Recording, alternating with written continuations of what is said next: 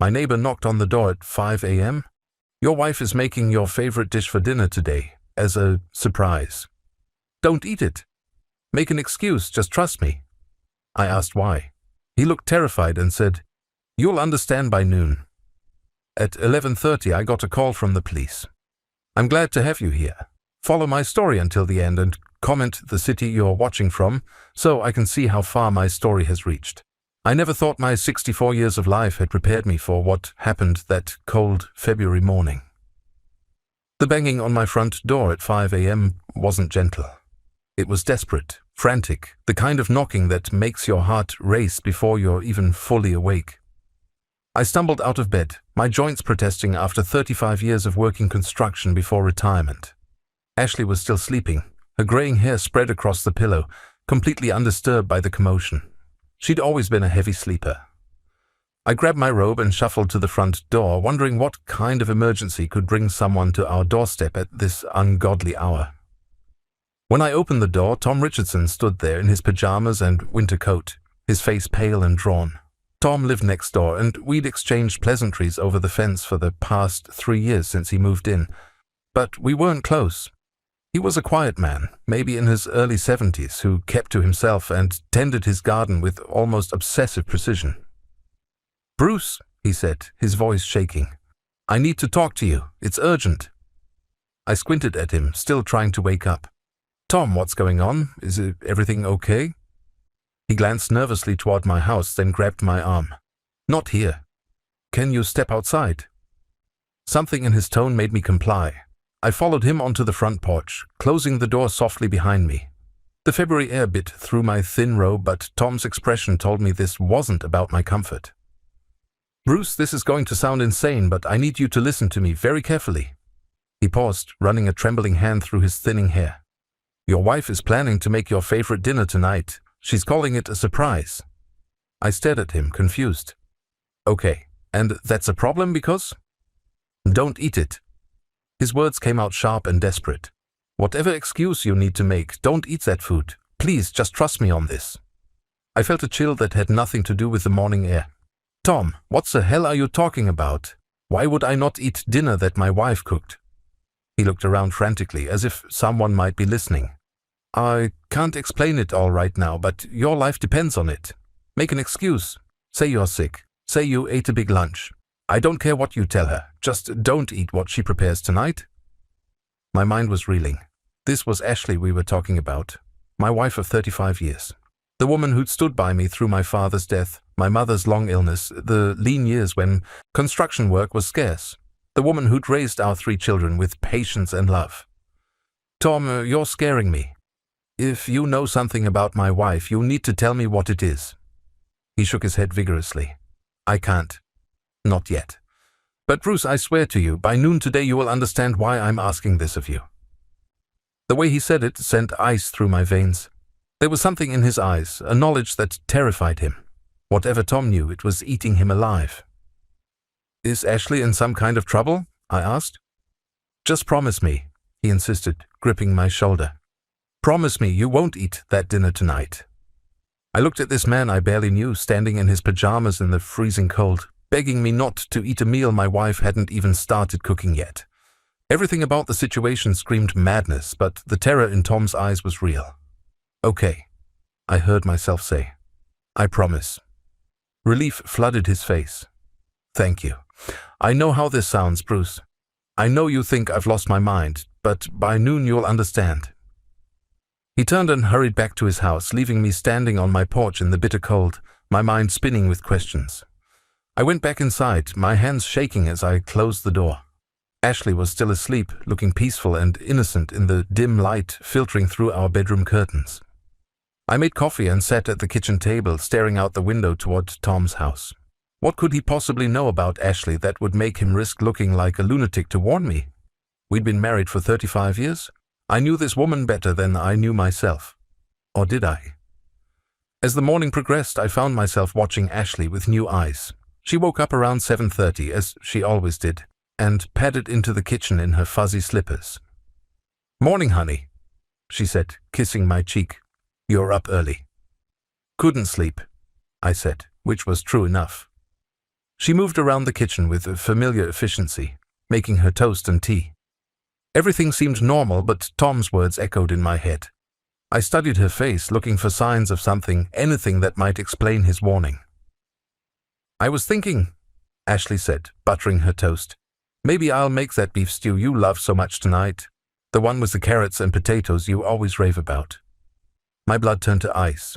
She was smiling at me, the same warm smile I'd seen thousands of times over the decades, but suddenly it felt different. Wrong. "That sounds great," I managed to say. "It'll be a nice surprise for you. I haven't made it in months." "A surprise?" The exact word Tom had used. The rest of the morning crawled by like torture. I watched Ashley go about her usual routine, but everything felt sinister now. When she left for the grocery store around 10 a.m., I noticed she was gone longer than usual. When she came back with bags of ingredients, I found myself wondering what else might be in those bags. "Going to start the stew. Early so it has time to really cook down," she announced, unpacking groceries. "You know how you like it when the meat just falls apart." I nodded and retreated to my recliner, but I couldn't concentrate on the television. Every sound from the kitchen made me jump: the chopping of vegetables, the sizzling of meat, the bubbling of the pot. Sounds I'd heard Ashley make thousands of times before, but now they filled me with dread.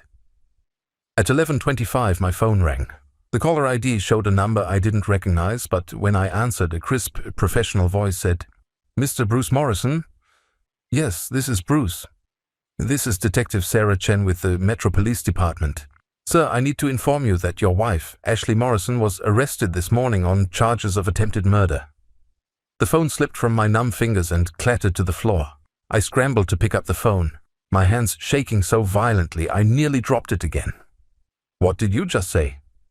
"Mr. Morrison, I know this is shocking news. Your wife was taken into custody approximately 30 minutes ago. We need you to come down to the station as soon as possible." My legs gave out and I collapsed into my recliner. The living room spun around me like I was on some hellish carnival ride. "There has to be a mistake. Ashley would never hurt anyone." "Sir, I understand this is difficult to process. Can you come in this afternoon? We have some questions and there are things you need to know." I managed to croak out an agreement before hanging up. The house felt different now, like the walls were closing in. The smell of Ashley's beef stew still wafted from the kitchen, but instead of comfort, it brought nausea. Tom's words echoed in my skull. "By noon today you will understand." It was 11:45. I sat there in my chair, staring at the framed wedding photo on the side table. Ashley in her white dress, me in my rented tuxedo, both of us so young and full of hope. That was 35 years ago. I thought I knew everything about the woman in that picture. The front door opened and Tom walked in without knocking. His face was grim but no longer panicked. "Bruce," he said quietly, "I'm sorry you had to hear it that way." "You knew," I whispered. "You knew the police were coming for her." He sat down on the couch across from me, his shoulders heavy with some burden I couldn't yet understand. "I called them this morning after I warned you." "Why?" The word came out broken. What could Ashley have possibly done? Tom took a deep breath. 3 days ago, I was working in my garden early in the morning when I saw Ashley leave the house around 6 a.m.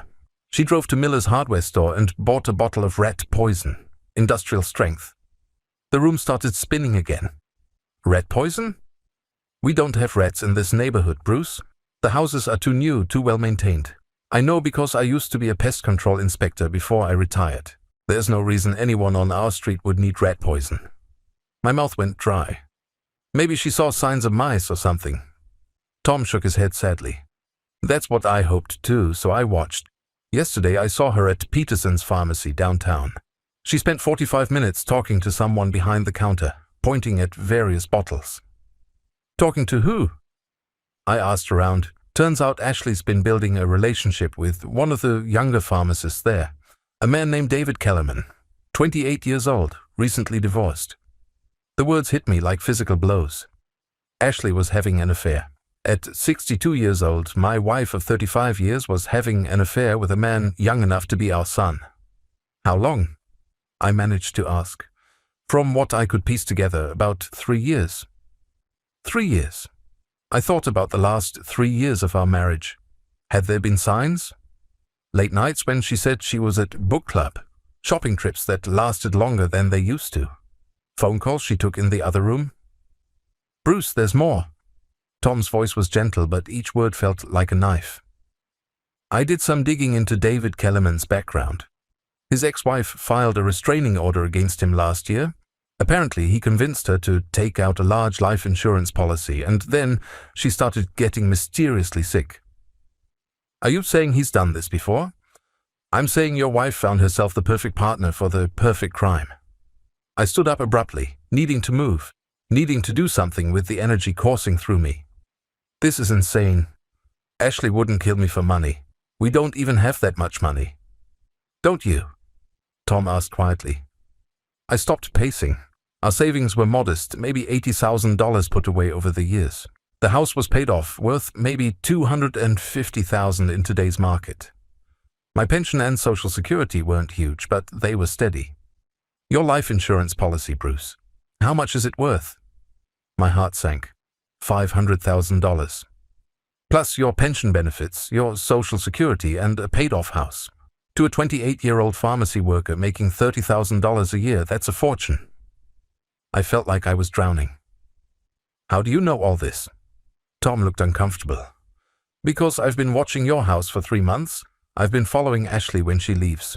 I've been documenting everything. Why? I turned to face him. Why would you do that?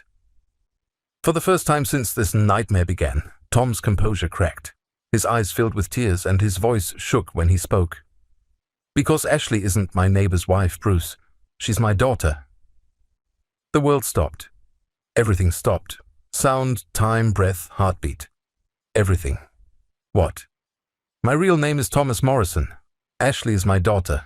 The daughter I gave up for adoption when I was 17 years old. I gripped the back of the chair to keep from falling. That's impossible. I moved to this neighborhood 3 years ago specifically to watch her. I wanted to see what kind of life she'd built, what kind of person she'd become. At first I was so proud. She seemed to have everything. A good husband, beautiful children, a nice home. Then why? I couldn't finish the sentence. Then I started noticing things. The way she talked about you when you weren't around. The way she acted when she thought no one was watching. The phone calls she'd take in her car. I realized my daughter had grown into someone I didn't recognize. Tom stood up and walked to the window, looking out at the house where his daughter had lived with me for 3 years while planning my murder. When I saw her buy that poison, I knew I had a choice. I could let her destroy you to protect the secret of who I am, or I could save the life of a decent man who didn't deserve to die. I stared at this man who had just turned my entire world upside down. She's your daughter, and you turned her in? He turned back to me, tears streaming down his weathered face. Bruce, I've been watching you for 3 years too. I've seen how you take care of the elderly woman 2 streets over, bringing her groceries when it snows. I've seen you help the young family next door when their car wouldn't start. I've watched you cry at your kitchen table looking at pictures of your grandchildren. His voice broke completely. Ashley doesn't deserve you. She never did. And I couldn't let her kill the best man in this neighborhood to fund her escape with a manipulative criminal. I sank back into my chair, my mind reeling with this impossible revelation. The man who had saved my life was Ashley's father. The woman who had tried to kill me was the daughter of the man who had saved me. There's something else you need to know, Tom said quietly. The police found letters in Ashley's car, love letters between her and David. They detailed the entire plan. I looked up at him, dreading what was coming next. They were going to make your death look natural. Small doses of poison over several weeks, symptoms that would mimic a heart attack or stroke. After you died, Ashley would wait a respectable amount of time, then move to Florida with David and start a new life with your money. The beef stew was still simmering in the kitchen, filling the house with its rich aroma. The meal Ashley had prepared as my last supper was still cooking, as if nothing had changed. But everything had changed. My marriage was a lie. My wife was a stranger. And the man who saved my life was the father of the woman who had tried to end it. The police station felt like another planet. Detective Chen was a small woman with kind eyes, but her words cut through me like shards of glass. She spread photographs across the table between us. Images of Ashley buying rat poison, meeting with David Kellerman, Even pictures of them kissing in the parking lot behind Peterson's pharmacy. Mr. Morrison, I know this is overwhelming, Detective Chen said gently. Take your time to process what you're seeing. I stared at a photograph of my wife in the arms of another man. She was laughing, her head thrown back in pure joy. I couldn't remember the last time I'd seen her laugh like that with me. Maybe I never had. How long has this been going on? I asked, my voice barely above a whisper. Based on the evidence we've gathered, approximately 3 years. The relationship started when Mrs. Morrison began filling a prescription for anxiety medication at Peterson's pharmacy. 3 years. I thought back to when Ashley started taking anxiety medication. She told me she was stressed about our son Michael's divorce, worried about how it was affecting our grandchildren. I'd been supportive, understanding. I'd even suggested she talk to someone professional if the medication wasn't enough. The letters we found in her vehicle detailed the progression of their relationship and the planning of your murder, Detective Chen continued. Would you like to read them? I nodded, though every fiber of my being screamed no. She handed me a stack of papers in plastic evidence bags. Ashley's handwriting, the same careful script that had written love notes in my lunchbox for 35 years, now outlined my death. The first letter was dated 8 months ago. David, darling, I've been thinking about what you said. Bruce has been so tired lately, complaining about chest pains. It would be so easy for people to believe his heart just gave out. He's 64, overweight, and his father died young from a heart attack. My hands shook as I read further. The life insurance alone would be enough for us to start over somewhere warm. $500,000, plus I'd inherit everything else. Bruce is so trusting he'd never see it coming. I set the letter down, unable to continue. Did she ever love me? Detective Chen's expression softened. Mr. Morrison, I've seen a lot of marriages destroyed by infidelity and greed. What matters now is that you're safe, and she's going to face justice for what she tried to do. What about my children? Do they know?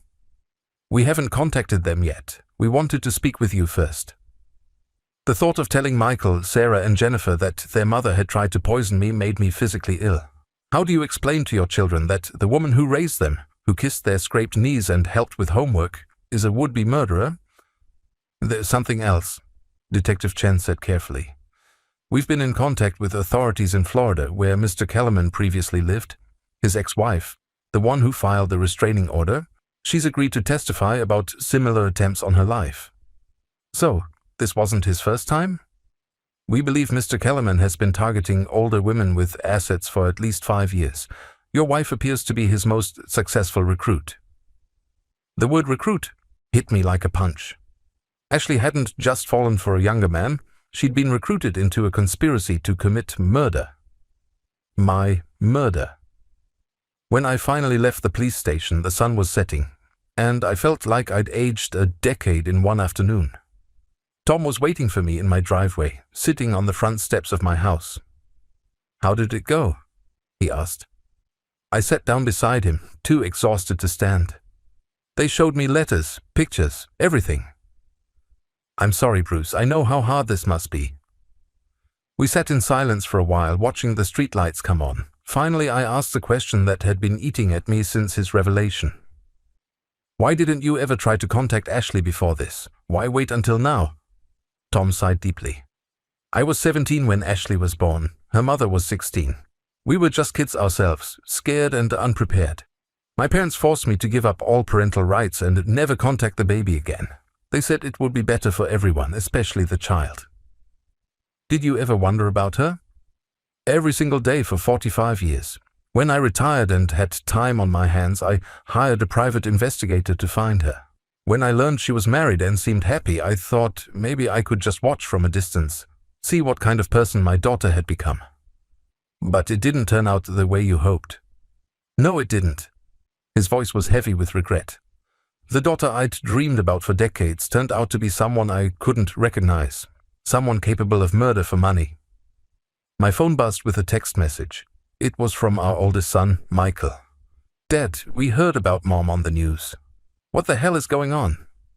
The news. Of course it would be on the news. Local woman arrested for attempted murder of husband. I could see the headlines already. I have to call my kids, I said, dreading the conversation. Bruce, before you do that, there's something else you should know. I turned to look at him, wondering what other revelation could possibly make this day worse. The letters the police found. Some of them talk about your children. Ashley and David discussed what to do about them after you died. My blood ran cold. What do you mean? Ashley was concerned that Michael might contest the will or ask too many questions about your sudden death.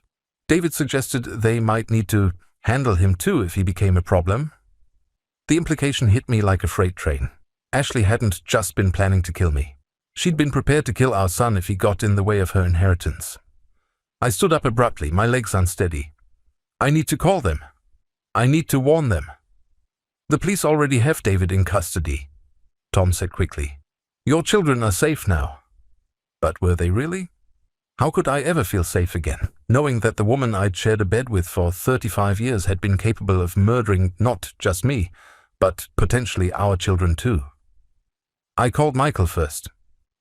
The conversation was one of the most difficult of my life. Dad, please tell me this is some kind of mistake, he said, his voice shaky. I wish I could, son, but it's all true. Mom tried to poison you? Yes.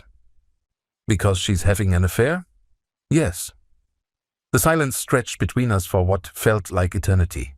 Finally, Michael said, Dad, I'm so sorry. Sarah and Jennifer are here with me. We are coming over. You don't have to do that. Yes, we do. You shouldn't be alone right now. When my children arrived an hour later, their faces showed a mixture of shock, anger, and disbelief. Sarah, my youngest at 28, couldn't stop crying. Jennifer, 32 and always the pragmatist, immediately started asking practical questions about lawyers and court proceedings. But it was Michael, 35 and the oldest, who asked the question that cut deepest. Dad, how did we not see this? How did we not know what kind of person she really was? I looked at my 3 children, all successful adults with families of their own, and realized they were grappling with the same devastating truth I was. The woman we thought we knew had never really existed. The mother they remembered, the wife I'd loved, had been a carefully constructed lie. I don't know, I admitted. I don't know how we missed it. Sarah wiped her eyes and looked up at me. What are you going to do now, Dad? It was a simple question with an impossibly complex answer. What do you do when your entire adult life turns out to have been built on a lie? Where do you go when the person you trusted most in the world tries to murder you? I don't know that either, sweetheart, I said. I guess I'm going to have to figure out how to start over at 64. As my children surrounded me with hugs and promises of support, I caught sight of Tom through the kitchen window. He was in his backyard, tending to his garden in the dark, probably giving us space to process this nightmare as a family. But Tom was family too now, wasn't he? In the strangest possible way, the man who had saved my life had also become the only person who truly understood what I was going through. He'd lost a daughter the same day I'd lost a wife. And somehow in the midst of all this betrayal and pain, we'd found each other. The weeks following Ashley's arrest blurred together in a haze of lawyers, police interviews, and sleepless nights. My children tried their best to support me, but I could see the strain in their faces. They were dealing with their own grief and confusion about their mother, while also worrying about me falling apart completely. And I was falling apart. Every morning I woke up reaching for Ashley's side of the bed, forgetting for just a moment that she wasn't there. Then reality would crash over me like a cold wave, and I'd remember that she'd never really been there at all, not in the way I thought. 3 weeks after her arrest, I finally worked up the courage to go through Ashley's belongings. My children offered to help, but this was something I needed to do alone. I started with her dresser, looking through jewelry boxes and personal items, searching for some clue about who my wife really was. In the back of her jewelry drawer, hidden behind a stack of old birthday cards from the kids, I found a small leather journal. My hands trembled as I opened it, knowing I probably wouldn't like what I found inside. The first entry was dated 5 years ago. Bruce is getting older and more set in his ways. He falls asleep in his chair every night after dinner. Sometimes I watch him snoring and wonder what my life would be like if I'd never married him. My throat tightened as I read on. The children are grown and have their own lives now. They call out of obligation, not love. I feel invisible in my own family, invisible and trapped. I flipped through more pages, watching my wife's handwriting document the slow death of whatever love she'd once felt for me. Bruce gained 20 pounds this year. He doesn't even try to stay attractive anymore. When he touches me, I have to force myself not to pull away. The entries got worse. Much worse. She wrote about fantasizing about my death, about how much easier her life would be if I just disappeared. She calculated my life insurance payout down to the penny and listed all the things she'd do with the money. But it was an entry from 18 months ago that destroyed me completely. Met someone today who made me feel alive for the first time in years. David is everything Bruce isn't. Young, ambitious, passionate. When he looks at me, I remember what it feels like to be desired. I haven't felt this way since I was a teenager. I think I could love him. I slammed the journal shut and threw it across the room. It hit the wall and fell to the floor, pages scattered like dead leaves. For 35 years, I'd been living with a woman who despised me, who fantasized about my death, who felt trapped by our marriage. How had I been so blind? How had I missed every sign, every clue, every moment when her mask slipped? I called Tom that afternoon, needing to talk to the only person who might understand. "I found her journal," I said when he answered. "Oh, Bruce, maybe you shouldn't have read that." "She hated me, Tom. For years, she's hated me.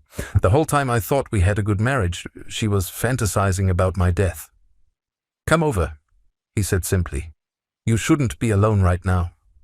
I walked next door on unsteady legs. Tom's house was smaller than mine, tidy and sparse, the home of a man who'd lived alone for a long time.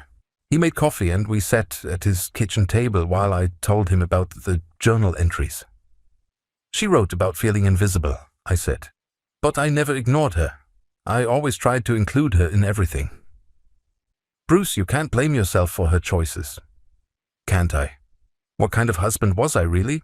Maybe if I'd been more attentive, more romantic, more exciting." "Stop." Tom's voice was firm. "I've been watching you for 3 years, remember? I've seen how you treated her. You brought her flowers for no reason. You held doors open for her. You asked about her day and actually listened to the answers." I shook my head. "It wasn't enough." "It was more than enough. Ashley chose to betray you. She chose to plan your murder. Those were her choices, not the result of anything you did or didn't do." But his words didn't ease the crushing weight in my chest. If Ashley had been unhappy for years, if she'd felt trapped and invisible, why hadn't she just asked for a divorce? Why choose murder over simply ending our marriage? The answer came to me with horrible clarity. Money. A divorce would have meant splitting our assets, sharing custody of our future, negotiating and compromising. Murder meant she got everything and started fresh with no obligations to the past. I'd been worth more to her dead than alive. That night I couldn't sleep. I wandered through the house Ashley and I had shared, seeing everything differently now. The family photos on the mantel looked fake to me now, like Ashley was acting in every single picture. The furniture we'd picked out together, the paint colors she'd chosen, the garden she'd planted. None of it felt real anymore. I found myself standing in the kitchen where she'd been preparing my final meal when the police arrested her. The pot was still on the stove, the beef stew now moldy and rotten. It seemed fitting somehow. My phone rang at 2 a.m. It was Sarah, my youngest daughter. "Dad, I can't sleep either," she said, her voice thick with tears. "I keep thinking about all the times Mom hugged me, told me she loved me, helped me with problems. Was any of it real?" "I don't know, sweetheart. How do we trust anyone ever again after this? How do we believe that love is real when the person we thought loved us most was planning to kill you?" It was a question I'd been asking myself every hour since Ashley's arrest. How do you rebuild faith in human nature when the person closest to you turns out to be a stranger capable of murder? "I don't have an answer for that," I admitted. "I wish I did." "Dad, are you going to be okay? Really okay, I mean?" I looked around the dark house, filled with memories that now felt poisoned. "I honestly don't know, Sarah. Some days I'm not sure I want to be." The admission slipped out before I could stop it. I heard her sharp intake of breath on the other end of the line. "Dad, don't say that. Please don't say that." "I'm sorry. I didn't mean to scare you." "Are you thinking about hurting yourself?" The question hung in the air like a loaded gun. Was I? In the darkest moments when the pain felt unbearable and the loneliness threatened to swallow me whole, had I considered it?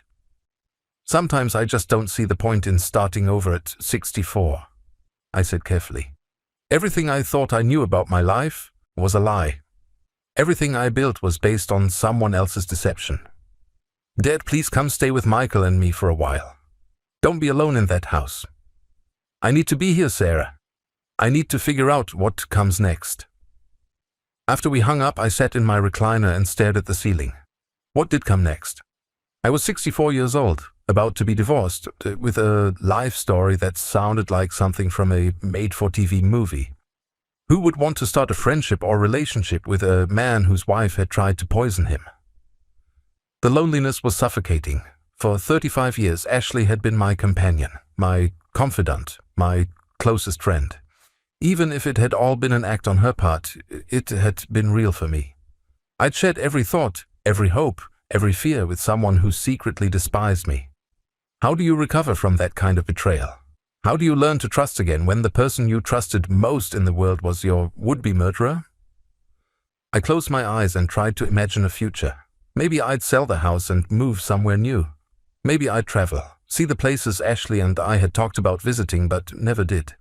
Maybe I'd find some kind of peace in solitude. But peace felt impossible when every memory was now suspect. Had Ashley really enjoyed our anniversary dinners, or had she been fantasizing about my death while we toasted our marriage? Had she meant it when she said she was proud of me, or had those words been carefully chosen manipulations designed to keep me compliant and unsuspecting? A soft knock at the front door interrupted my spiral into despair. It was 3:30 in the morning. Who would be knocking at this hour? I opened the door to find Tom standing there in his pajamas and robe, holding 2 cups of hot tea. "Saw your lights on," he said simply. "Figured you could use some company." As I looked at this man who had saved my life, who had sacrificed his own daughter to protect me, who had become the only person who truly understood my pain, I felt the first spark of something that wasn't despair.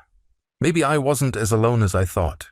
Maybe somehow there was still hope for redemption in this nightmare. Tom's presence at my door at 3:30 in the morning became the turning point I didn't know I needed. We sat in my living room, sipping tea in comfortable silence, and for the first time since Ashley's arrest, I didn't feel completely alone with my pain. "I've been thinking about something," Tom said eventually. "About what you said on the phone earlier, about not seeing the point in starting over at 64. I set down my cup, not sure I was ready for another difficult conversation. "I felt the same way when my wife died 8 years ago," he continued. "We'd been married for 42 years. Cancer took her slowly, and by the end I was exhausted from watching her suffer. But after she died, the silence in the house was unbearable." I looked at him with new understanding. "You've been alone? For 8 years?" "Yes and no. I chose to be alone because I thought that was what grief required. But loneliness and solitude aren't the same thing, Bruce. Loneliness is what you're feeling right now. The sense that nobody understands what you're going through. Solitude is what I chose. The peace of being by yourself without feeling abandoned." His words resonated deeper than I expected. How do you get from one to the other? You start by accepting that your old life is over. Completely over. And then you decide whether you want to build a new one. Over the following days, Tom became my lifeline. He'd appear at my door each morning with coffee and the newspaper, and we'd sit on my porch discussing everything except Ashley and the trial preparations. He told me about his career as a pest control inspector, about the places he'd traveled with his late wife, about the hobbies he'd taken up since retiring. "What did you do before Ashley?" he asked one morning. The question caught me off guard. "What do you mean?" "I mean, who were you before you became half of a couple? What did you enjoy doing when you were single?" I realized I couldn't answer. I'd met Ashley when I was 29, already set in my ways and focused on building a career. I'd never really explored who I was as an individual adult. "I don't remember," I admitted. "Then maybe it's time to find out." Tom suggested I see a therapist, someone who specialized in trauma recovery. I resisted at first. The idea of discussing my feelings with a stranger felt overwhelming. But the nightmares were getting worse, and some days I couldn't bring myself to leave the house. Dr. Patricia Williams was nothing like I expected. She was probably my age, with gray hair and laugh lines, and she had a way of asking questions that didn't feel intrusive. "Bruce, you've survived something that would devastate anyone," she said during our first session. "The fact that you're here talking about it shows incredible strength." "I don't feel strong. I feel like a fool who was too stupid to see what was right in front of him. Let me ask you something. If a friend came to you and said his wife of 35 years had been planning to kill him, would you call him a fool?" I thought about it. "No, I'd be horrified for him." "Then why are you treating yourself with less compassion than you'd show a friend?" It was a simple question that unlocked something I'd been struggling with. I'd been blaming myself for Ashley's betrayal, as if I should have somehow sensed her murderous intentions. Dr. Williams helped me understand that trust isn't a weakness, and that Ashley's ability to deceive me for decades spoke to her skill at manipulation, not my failure as a husband. The therapy sessions became a refuge. For 50 minutes each week, I could explore my feelings without judgment, without having to comfort anyone else or pretend to be stronger than I felt. "I keep wondering if I ever really knew her at all," I told Dr. Williams during our fourth session. "Were there any genuine moments in 35 years, or was everything an act?" "What does your heart tell you?" "My heart tells me that some of it had to be real. The way she cried when our grandson was born, the way she held me when my mother died, those reactions felt genuine." "Then trust that. People are complex, Bruce. Ashley was capable of both genuine emotion and calculated deception. The fact that she could love your children while planning to kill you doesn't make the love less real. It makes her more dangerous." As the weeks passed, I started venturing out of the house more. Tom and I began taking daily walks around the neighborhood, and slowly I stopped feeling like everyone was staring at me or whispering about the man whose wife tried to poison him. One afternoon, about 2 months after Ashley's arrest, Tom made an unexpected suggestion. "I'm thinking about moving," he said as we sat on my porch. "This house, this neighborhood, it's too full of complicated memories for both of us." My stomach dropped. Tom had become my anchor, the one person who understood what I was going through. The thought of losing him felt devastating. "Where would you go?" I managed to ask. "I've been looking at retirement communities in North Carolina, mountain towns, places where people go to start fresh. Clean air, friendly neighbors, a lower cost of living." I nodded, trying to hide my disappointment. Of course he'd want to leave. Why would he want to stay in the neighborhood where his daughter had committed such terrible crimes? "The thing is," Tom continued, "I don't really want to start over completely alone.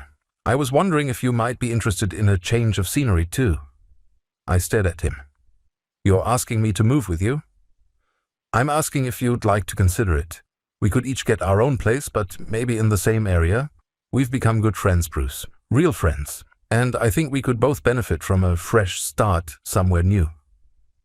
The idea was both terrifying and appealing. Leaving everything behind felt like running away, but staying felt like drowning in poisoned memories. "I don't know," I said honestly. "This is my home. My children are here." "Your children are adults with their own lives. They love you, but they don't need you to stay in this house to maintain those relationships." That evening, I called each of my children to discuss Tom's proposal. Their reaction surprised me. "Dad, I think that sounds wonderful," Sarah said immediately. "You need to get away from that house, away from all the reminders." Michael was more cautious. "Are you sure about this Tom guy? I mean, he is Ashley's father." "He's the man who saved my life, Michael. If it weren't for him, you'd be planning my funeral right now." Jennifer, ever practical, asked the important questions. "What about money? Can you afford to relocate? What about your medical care?" I realized I hadn't thought through the practical aspects. Ashley and I had been comfortable but not wealthy.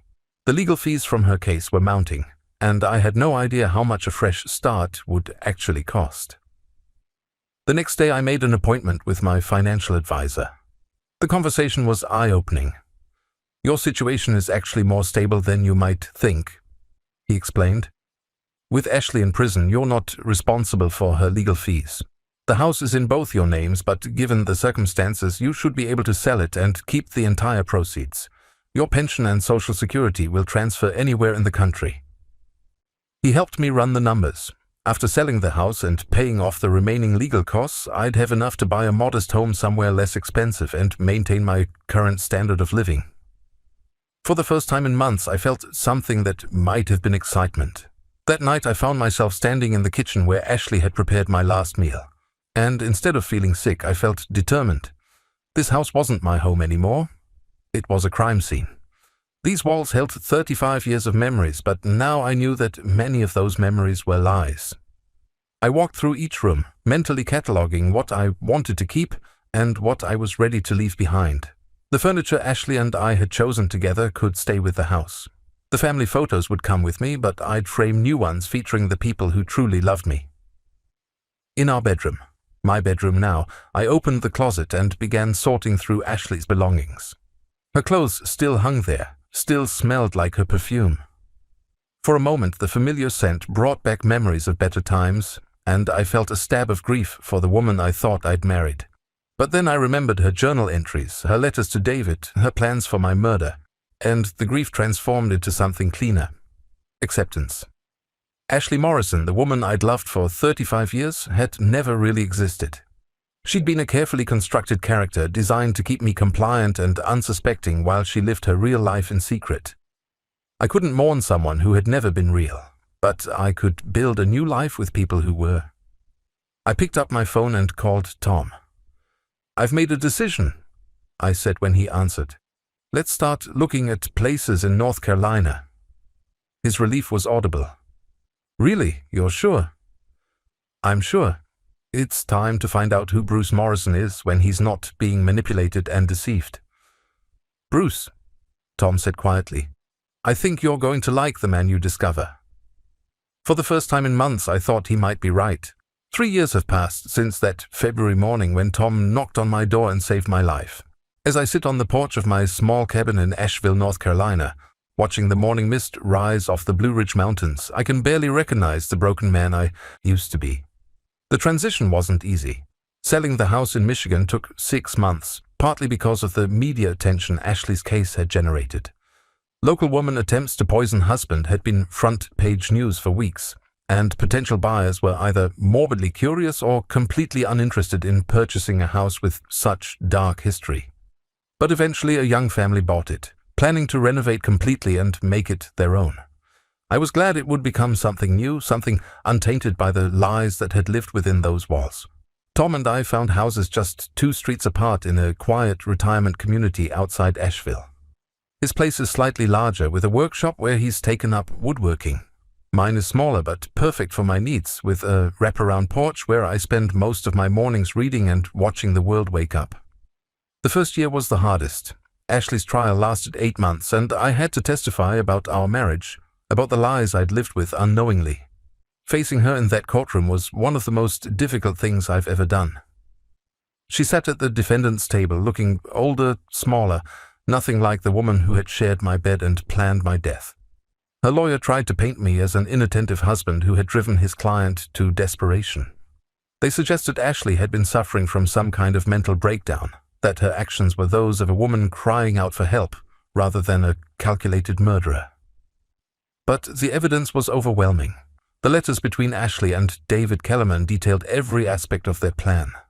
The poison purchases, the timeline for my death, even their discussions about where to honeymoon after they inherited my money. The jury deliberated for less than 4 hours. Ashley was sentenced to 25 years to life for attempted murder and conspiracy. David received a similar sentence. At 62, Ashley will likely spend the rest of her life in prison. I felt no satisfaction when the verdict was read, only a profound sadness for the waste of it all. 35 years of marriage, 3 children who had lost their mother to her own choices, and a life that had been built on deception from the very beginning. My children struggled with the aftermath more than I did. Sarah went through a period where she questioned every relationship in her life, unable to trust her own judgment about people's motives. Michael threw himself into work, avoiding any conversation about emotions or family. Jennifer, always the most practical, focused on helping me transition to my new life but refused to discuss her own feelings about what had happened. It took family therapy, all of us together, to begin healing those wounds.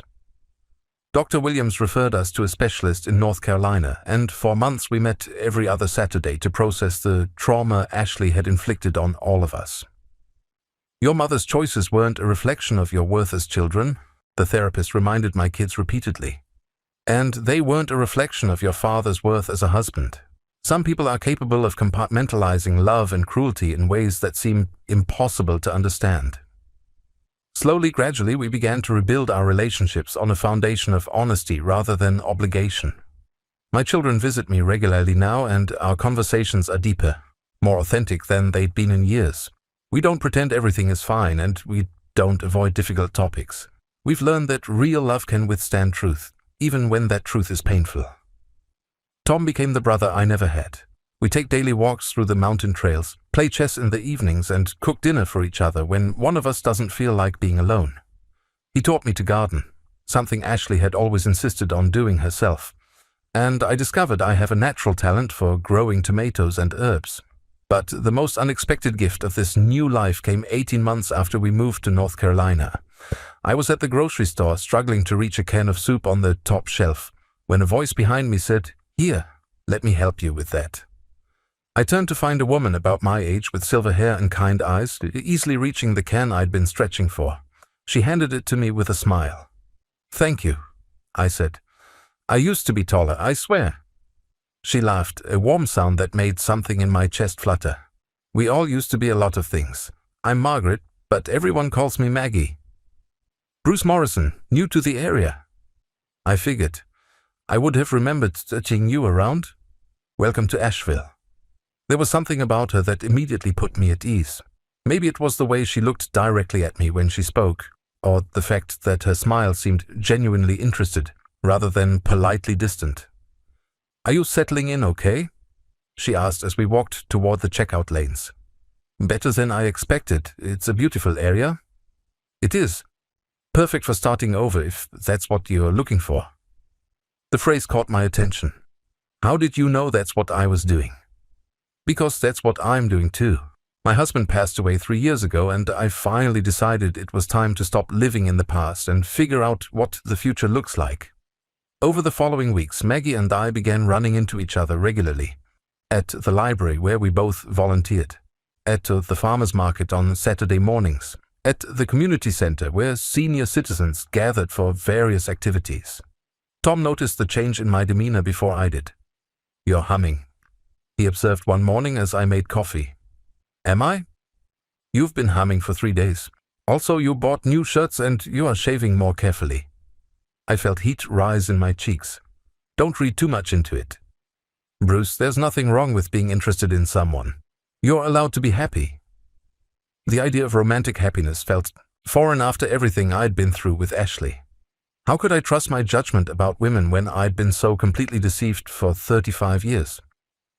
Dr. Williams, who I still saw monthly for maintenance sessions, helped me work through these fears. "Bruce, what happened with Ashley wasn't about your inability to judge character. It was about her exceptional ability to deceive. Those are very different things." "But what if I'm wrong again? What if I'm just a mark for women who see an easy target?" "Then you'll deal with that if it happens, but you can't let Ashley's betrayal prevent you from ever trusting again. That would mean she won, even from prison." It took 6 months of friendship before I worked up the courage to ask Maggie to dinner. We went to a small Italian restaurant in downtown Asheville, and I was so nervous I could barely eat. "Bruce," she said halfway through the meal, "you seem like you're waiting for bad news. Is everything okay?" I set down my fork and made a decision to be honest. "I'm out of practice at this. My marriage ended badly, and I haven't dated anyone in 36 years." "How badly did it end?" I took a deep breath. "My wife tried to poison me." Maggie's eyes widened, but she didn't pull back or make excuses to leave. That must have been terrifying. It was, but it also taught me something important about the difference between love and manipulation. Which is? Love doesn't require you to be blind. Real love thrives on honesty, even when the truth is difficult. She reached across the table and touched my hand. "I'd like to hear that story sometime if you're willing to share it." And slowly, carefully, I told her everything. About Ashley's betrayal, about Tom's rescue, about the trial and the therapy and the long journey to rebuild my sense of self. Maggie listened without judgment, asking gentle questions and offering comfort when the memories became painful. When I finished, she was quiet for a long moment. "Thank you for trusting me with that," she said finally. "I can see why you'd be cautious about relationships. Are you running for the hills yet?" She smiled. "Actually, I'm impressed. You survived something that would have destroyed a lot of people, and you came through it with your capacity for trust intact. That takes incredible strength." That dinner was the beginning of something I never thought I'd have again. A relationship based on complete honesty. Maggie and I took things slowly, building friendship first and letting romance develop naturally. She met Tom and my children. I met her daughter who lived in Charlotte, and gradually we created a small but loving, chosen family. 6 months ago, on a crisp October morning, Maggie and I were married in a small ceremony on Tom's back deck. My children were there, along with Maggie's daughter and her grandchildren. Tom officiated. He'd gotten ordained online specifically for the occasion. And for the first time in years, I felt truly, completely happy. As I write this, Maggie is in the kitchen making her famous blueberry pancakes while Tom putters in his workshop next door. My phone has messages from my children, checking in not out of worry but out of genuine care. In an hour, Maggie and I will drive to the farmer's market, then spend the afternoon hiking one of the easier mountain trails. It's a quiet life, a simple life, but it's mine. Built on truth instead of lies, supported by people who know my worst moments and choose to love me anyway. Ashley took 35 years of my life through deception and betrayal. But in losing that false life, I found something more valuable. The courage to build a real one. Sometimes I wonder if Ashley ever thinks about what she threw away when she chose murder over honesty. If she realizes that she could have simply asked for a divorce and found her own happiness without destroying so many lives. But those thoughts don't linger long. Ashley belongs to the past, and the past is not where I live anymore. I live here in this moment, in this mountain cabin filled with genuine love and honest companionship. I live in tomorrow's possibilities, in next week's plans, in next year's dreams. At 67 years old, I learned something I wish I'd known decades ago. It's never too late to start over. It's never too late to choose authenticity over convenience, truth over comfort, real love over familiar lies. And sometimes, if you're very lucky, you get a second chance to build the life you never knew you wanted. That knock on my door at 5 a.m. saved more than my life. It saved my soul.